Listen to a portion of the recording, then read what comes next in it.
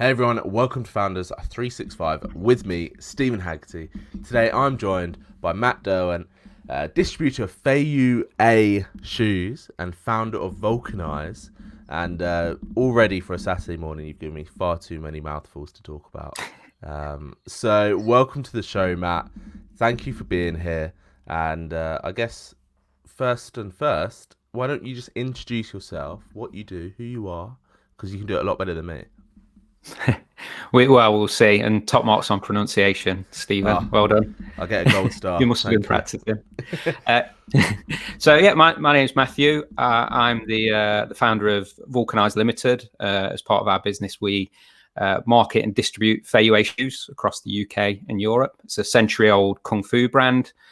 Sold over 1 million pairs in the 90s. And we've relaunched it over the last year and a half, looking to do our own shoes in the future. In terms of my background, I've come from a software background mainly. So I've worked for energy trading tech companies.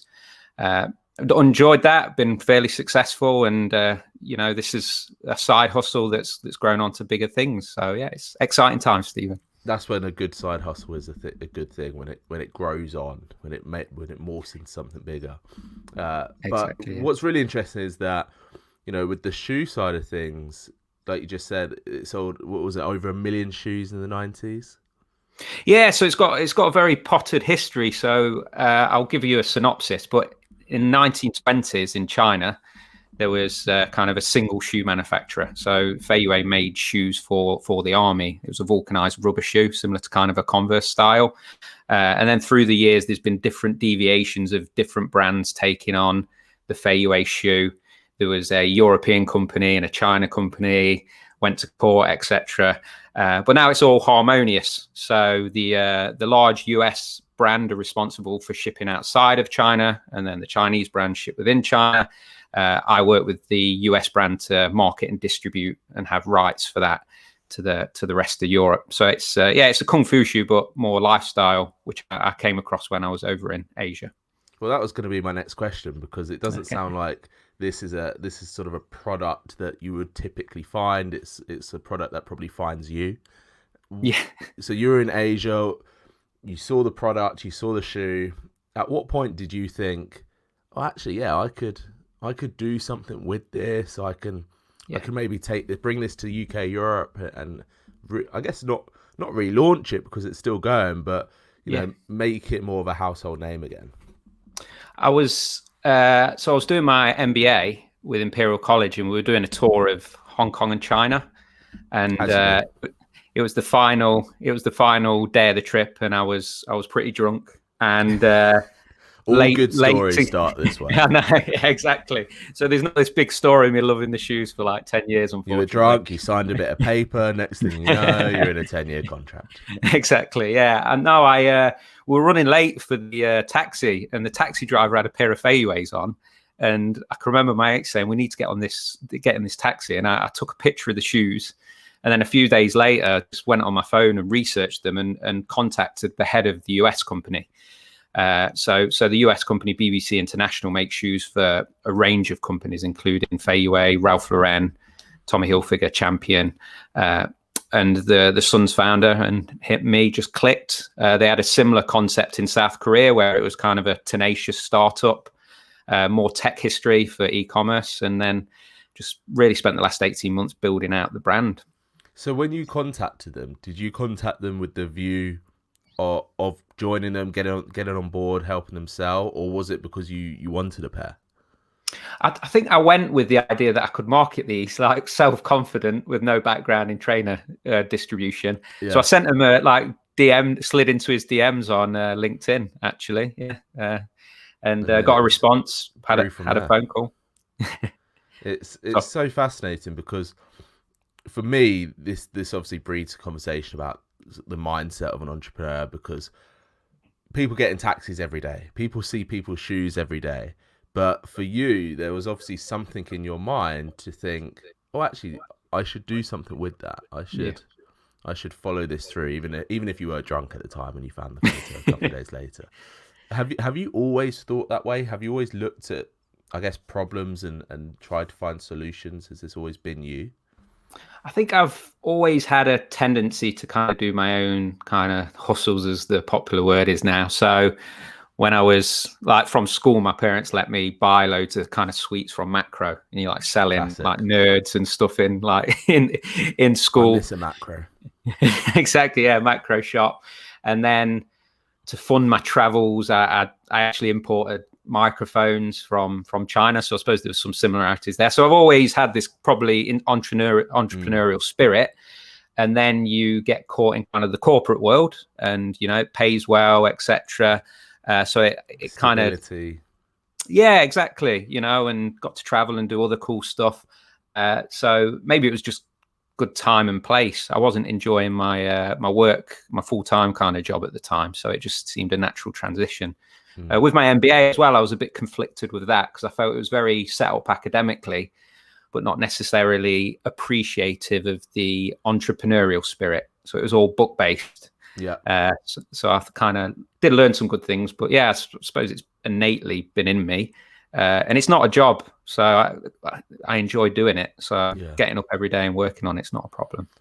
What's the challenges then? What's the challenges of having that kind of mindset? Because often we hear about founders, entrepreneurs really suffering like shiny penny syndrome, where everything seems like something that you can sell. For you though, what are the main challenges that crop up in your everyday life when it comes to growing businesses and really making sure that you focus on that right thing?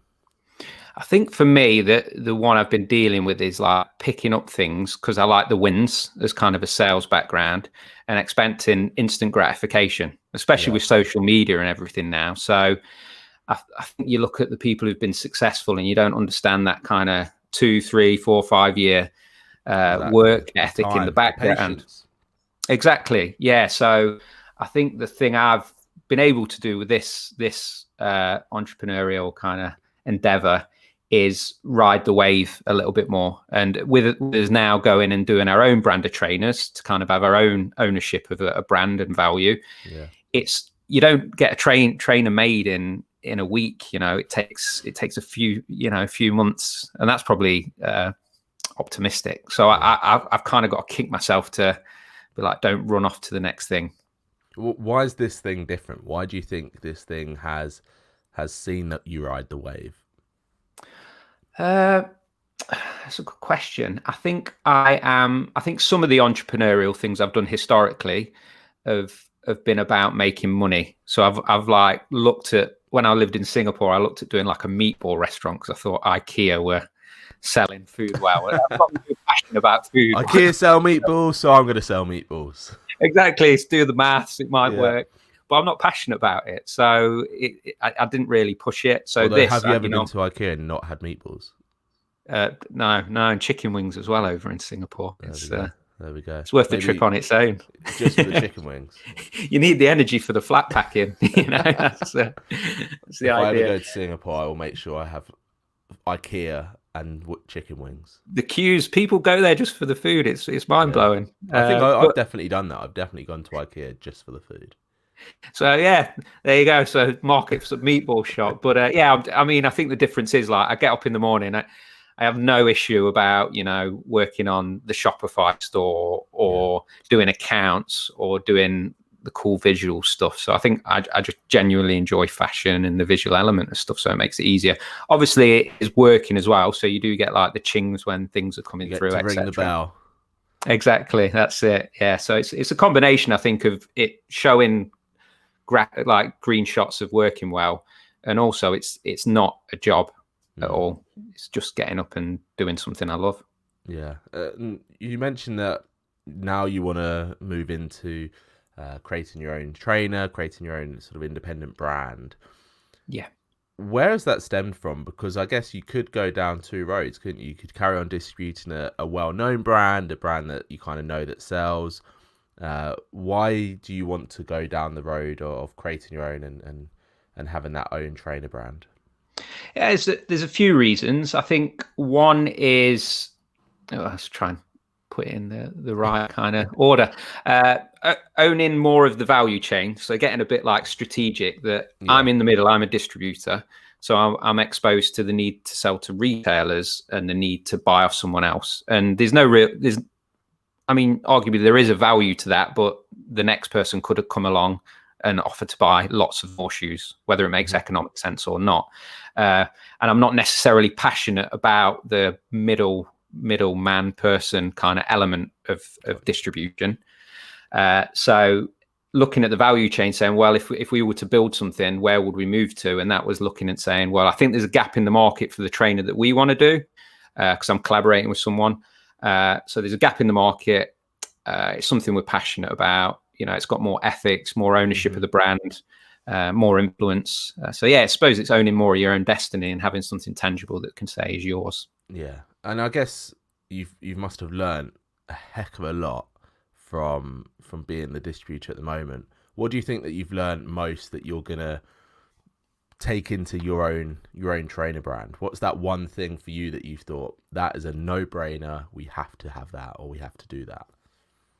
I think not selling at a loss without a very good reason. I think I learned the hard way, and I read the Brewdog book, and they were saying something similar. I think they stuck to their guns, whereas I sold into a large retailer at a loss. And very early on, excited, it's a great thing for social media. We're in this large retail store, like, this is amazing. And then didn't make any money from it, made a loss, didn't actually get that much awareness from it because we're like a speck in their big portfolio. Sure. So I think next time... Why did you do that then? Was that ego? Was that just sort of almost like they bullied you down in price? How did that happen? I think naivety, really. I think I was so enamored by the opportunity to be in a retailer. I didn't even push back on price. I was, they were saying, well, this is the rates we give to Converse, so you're going to have to deal with it. Yeah. Wanted to please the distributor. So there's that combination, wanting to please probably everyone else and not sticking to the hard, cold facts.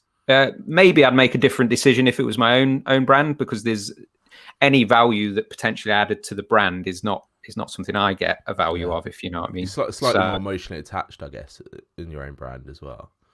Yeah, exactly. And I think you can kind of validate its worth, and you've got to identify it. I'd say the other thing as well is be really good with the accounting side of things. It's something I've learned a lot more in legals. Learned the hard way with those things as well. It's not fun. I feel like everyone learns the hard way with accounting and legals. Yeah.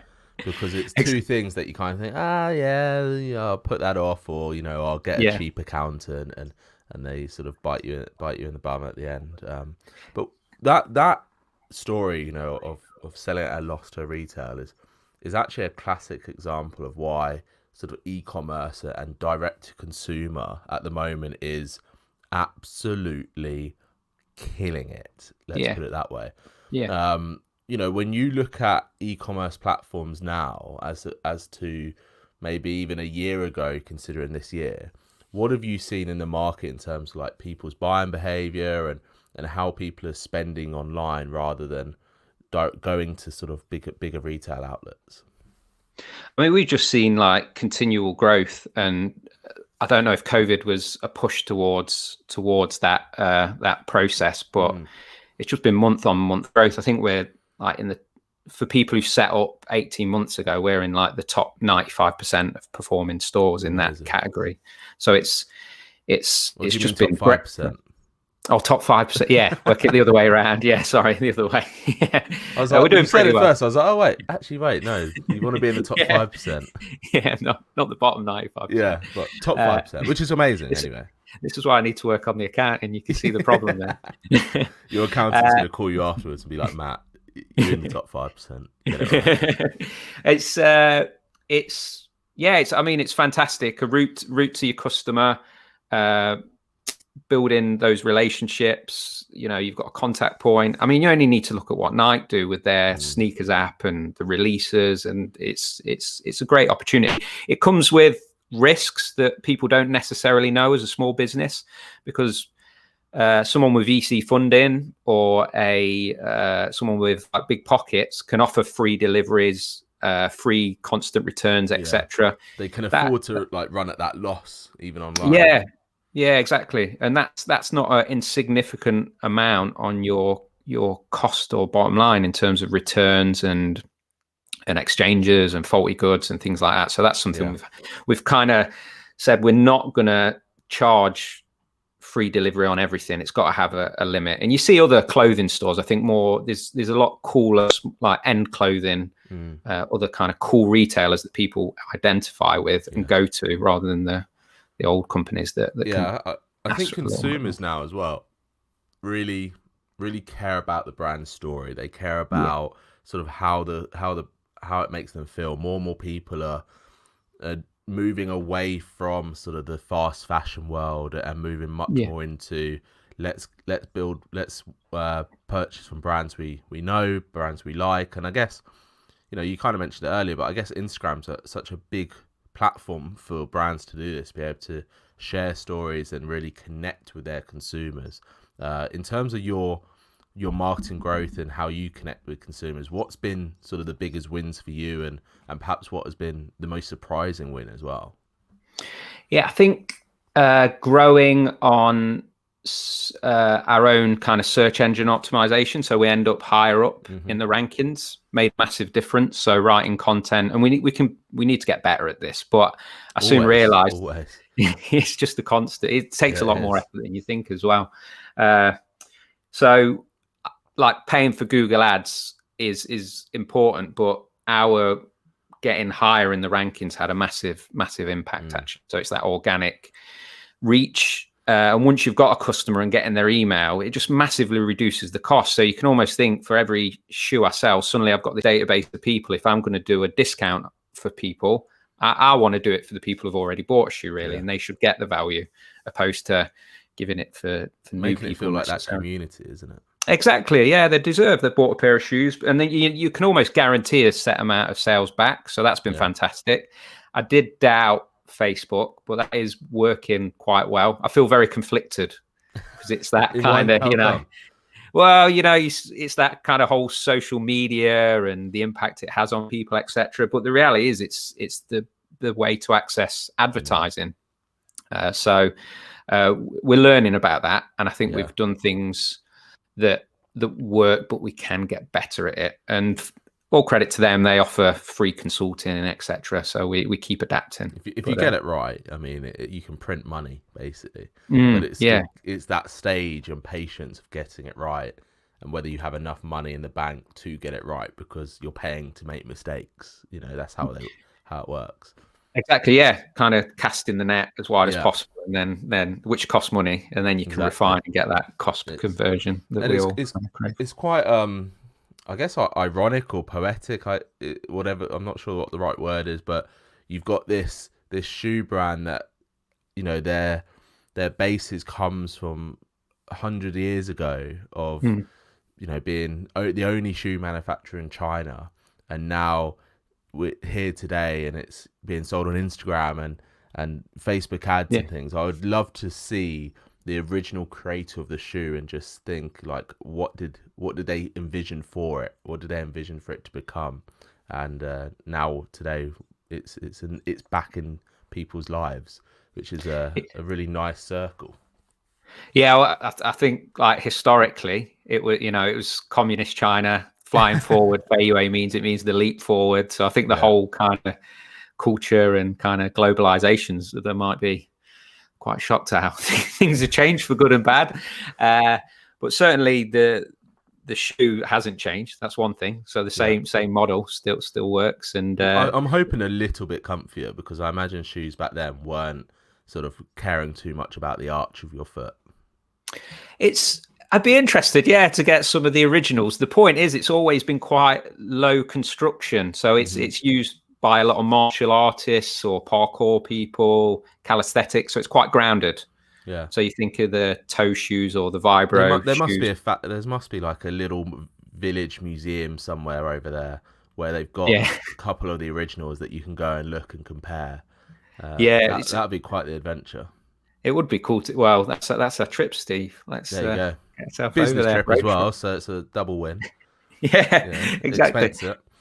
Yeah.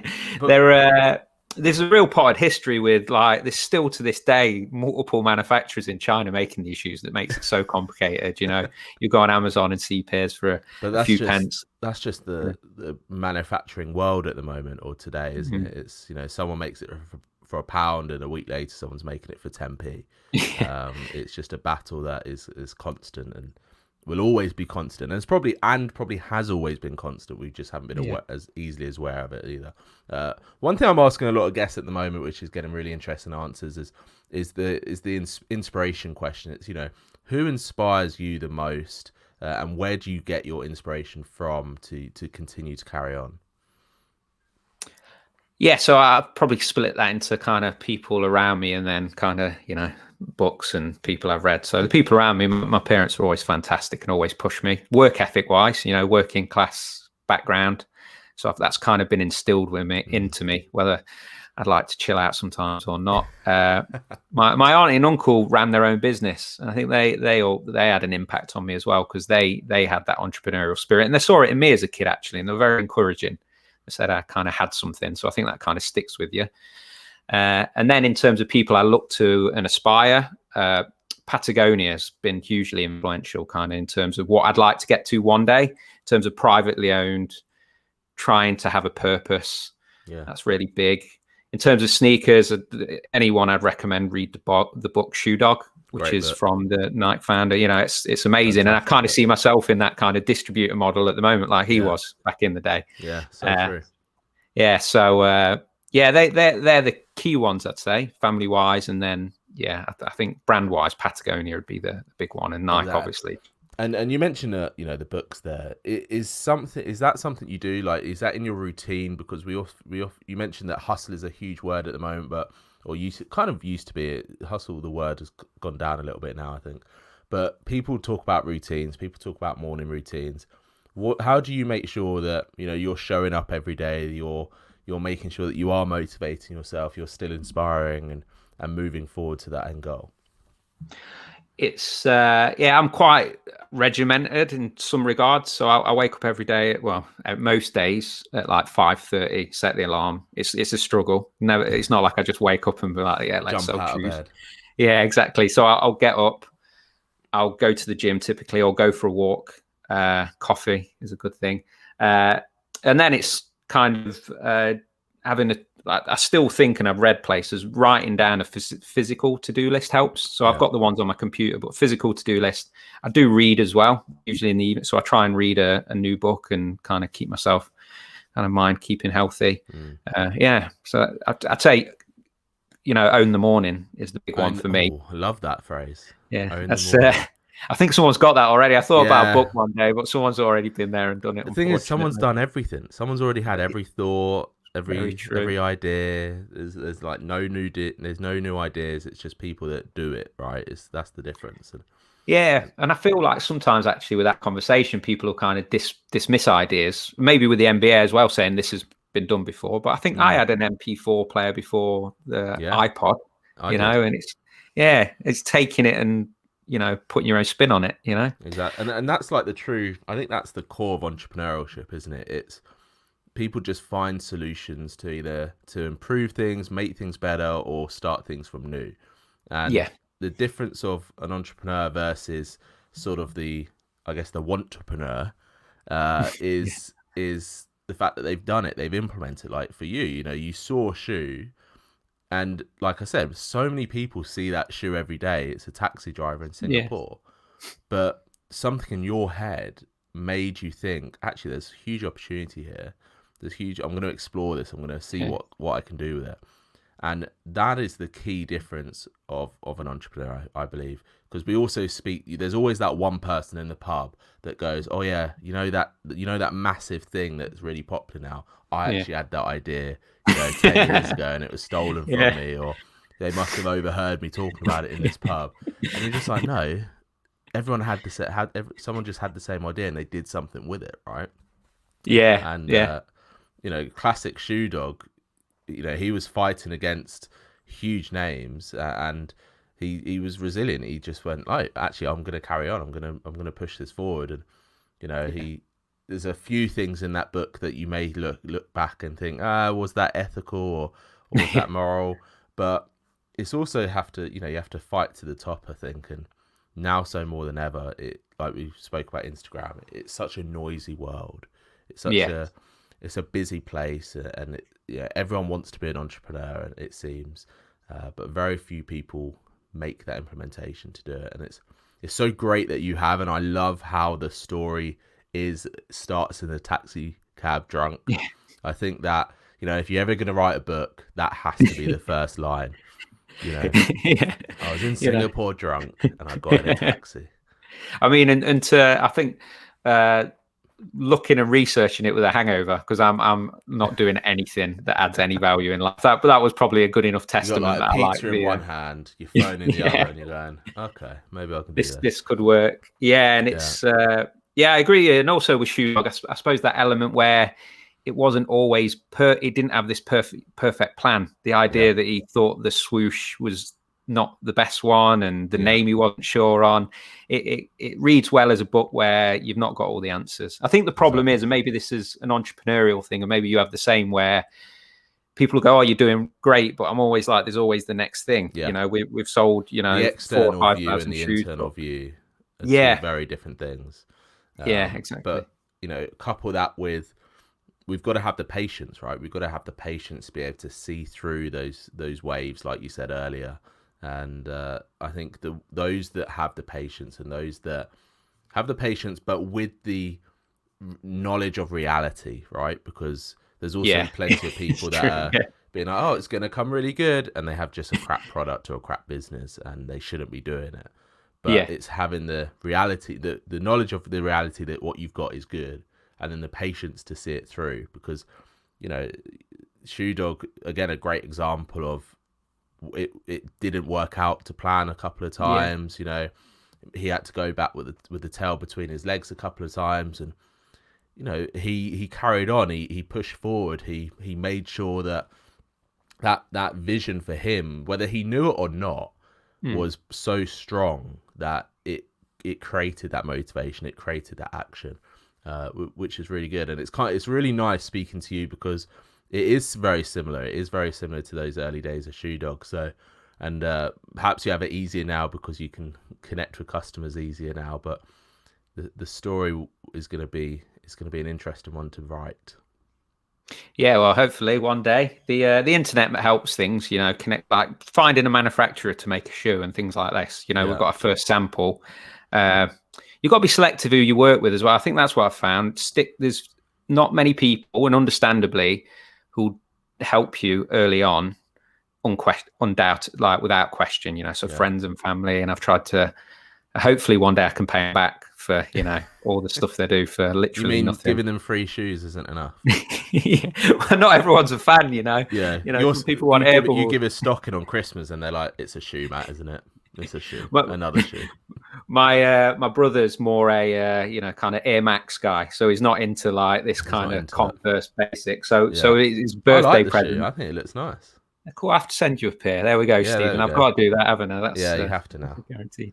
I wrapped it. I bought him a pair of like Nikes, but I put them in a Fayue box as a kind of joke, and saw his face of disappointment when he opened it. Like, I'm going to have to be thankful. It's either do I pretend to do that Christmas nicety, or do I, because it's my brother, I'm just going to be like, you dick, Yeah, exactly. I love that. But listen, Matt, I guess my final question is how can people find out more about you? How can people follow this story and follow your journey? Yeah, so I'd say please go on to, I don't normally do these pictures, fayuelondon.com for the shoe store. Or I'd say my Instagram is Matty with a Y, Derwent. Instagram, you can follow me there, and I've got all links to all manner of stuff, and you can see me with my dog, mainly on lockdown. But that's about as good as it gets at the moment. Hey, life is good if you've got a dog, trust me. It's pretty awesome. Listen, Matt, thank you so much for coming on Founders 365. I've loved the story. I've loved hearing how it all began, and I wish you well. I wish the shoes well, and you're obviously someone that is determined and will definitely have huge success. I appreciate that, and congratulations on 200 podcasts. 200, you're the 200th episode. I know, yeah. We need it. I feel like I needed balloons. That's what I should have got. Cake, balloons. Well, yeah. I'm coming on for 300. I'm going to be like the century guy. There we go. each time. Yeah, every 100 you can come on. We'll make that. We 300, can make that happen. I'm going to be dressed up Gerard Butler style. Yeah, Gerard Butler style. Yeah, 300. Oh right, yeah. Basically, not dressed up then. Yeah, well, you'll see viewership go Wearing down. very little, which I will then have to censor. So thanks for the warning. Yeah, Matt, you don't listen, want that. thank you so much for coming on. Like I said, I wish you all the best, and thank you everyone else for listening and watching.